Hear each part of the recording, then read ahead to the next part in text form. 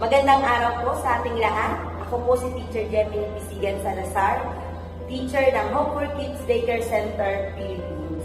Ako naman po si Teacher Sarah Jane Banasan Montanilla, isa din po guro sa Hope for Kids Philippines.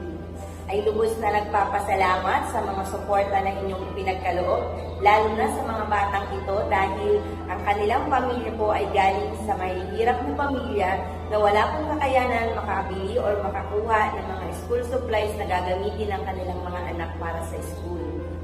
Papasalamat din po kami bilang guro sa provide po ng school supplies para sa amin sapagkat ito po ay malaking tulong upang kami ay makapag-prepare po ng magandang lesson sa mga bata na kung saan dito sila natututo. Ganun din po, nakakagawa kami ng mga supporting lesson para lubos na ma-enhance, ma-explore ng mga bata ang aming lessons sa araw-araw. Muli po, Maraming salamat, Hope for Kids International.